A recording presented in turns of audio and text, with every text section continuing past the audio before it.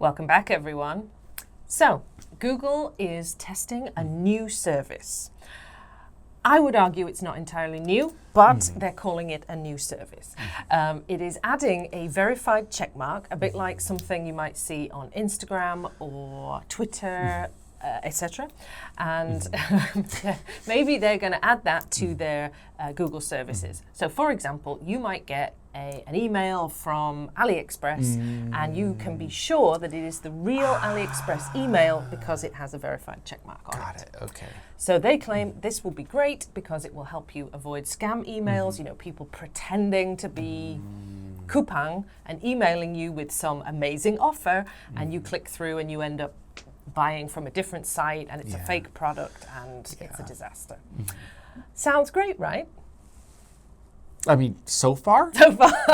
Well, I did a bit more digging into this, and it seems like they're just in the testing phase, but even in the testing phase, they are only offering this to big, well-established businesses, like their buddies, Meta, Google, Amazon, etc. So even if you are a verified business, you might not be able to get the verified mark if you are a smaller business or like a one-man band, or you don't have enough money to convince them that you are worthy. It's not, back in the day when they originally started doing this on different media sites, the way you got verified was nothing to do with money. It was to do with being mentioned in a reputable press article. So you kind of proved your legitimacy as either a business or a celebrity through the press. Okay. But these days, the only way to prove it seems to be money. Lately, even Instagram has been offering me exactly the same deal. If I pay them $10.99 a month, I can get a blue check mark on my Instagram. Does that mean I'm not a scammer? Yeah. No. I've just paid $10.99 a month to get the check mark.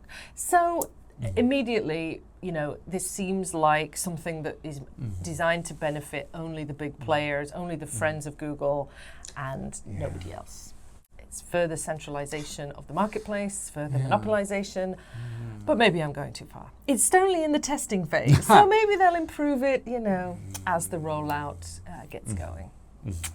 So, sorry Google, but that's my cynical mind working there. What do you think, John? Let's hear your opinion. How might this verification system affect small, honest businesses? Well, I mean, like just expanding just a tiny bit of what you said is if a business doesn't have this check mark, let's say it fully rolls out, everyone's using it, and all the big businesses have that little blue check mark or green or whatever Google's going to use. Any smaller business that doesn't have it is now going to be suspicious in the eyes of a consumer. They're going to be like, wait, why don't you have a check mark? I'm not going to buy. I'll buy from Amazon, whom I can trust, sort of idea. So that I think small businesses, probably small to medium businesses, all the SMEs are going to get hurt from this if this does roll out and become a way of consumers to verify a business. Terrible idea. I can't believe it. Yeah. Under the banner of so-called marketplace safety. And I don't understand how it does make it safer anyway. But anyways, maybe we can answer that in a different article or question. Okay, but think about this. Next point is, so what if this current system by Google is not up to snuff? What could be done to help honest small businesses if they are negatively affected when this verification system comes into force? Okay. Well, for one, Google can do better. Like, I think Google can absolutely start to use a verification system that doesn't require any sort of monetary thing to happen, especially if, you know, a scammer will just lose £10.99 a month if they are verified or something. I think Google can go through a verification system pretty easily. There were AI algorithms that talked about fake news. So I feel like there could be an AI algorithm that also pushes into scam territory that tries to verify links and stuff that is sent by scammers and say, like, actually they already do. This link could be dangerous. They already do that. So otherwise, I think governments are going to have to step up a little bit. many countries rely on SMEs as a powerhouse to the economy. Of course, they get most of their money from bigger businesses. Actually, they don't, because Amazon doesn't pay taxes. But they get a lot of money from big business, of course. But the powerhouse of the economy, the foundation, the things that keep it moving are going to be SMEs.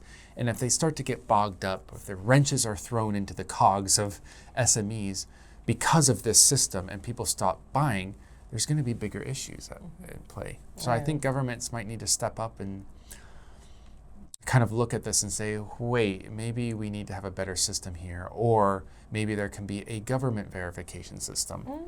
Now, bureaucracy, time for an SME to sign for this business, years of waiting, India all over again, maybe that can be a different issue, but there's got to be something besides a business deciding who is worthy to be verified and not.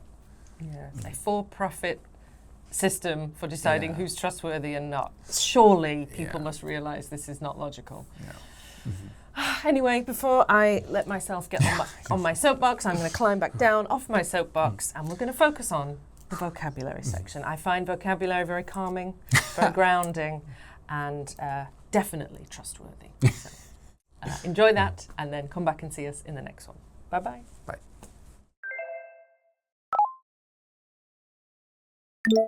Checkmark. Checkmark.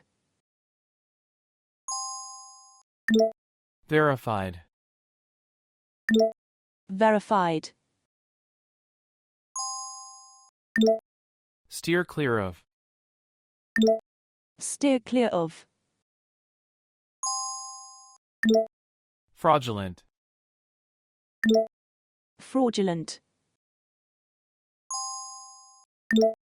Roll out. Roll out.